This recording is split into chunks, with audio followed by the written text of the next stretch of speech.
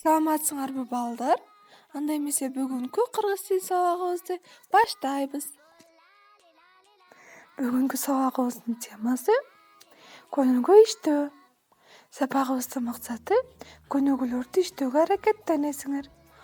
Эркин ой жүгүртө аласыңар, билимиңерди өнүктүрөсүңөр, бири-бириңерди сыйлоого тарбияланасыңар. Анда эмесе биринчи көнүгүү. Схеманы толтургула. Туран сөздөр жана сыртык сөздөр. Келер туран сөздөр менен сыртык сөздөрдүн кандай экенин билесиңерби? Схеманы толтуруп, дептериңерге жазгыла. Туран сөздөргө селт, шыңгыр, тык-тык, карс, курс деген сөздөр келет.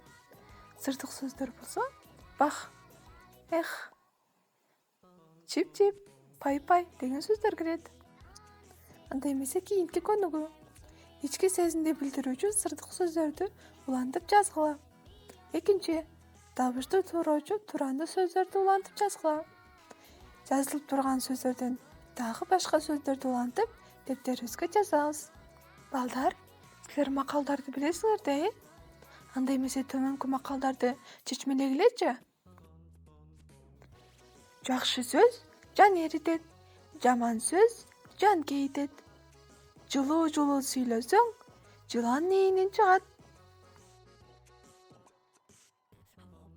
Анда эмесе 4-чү көнүгүүнү иштейбиз.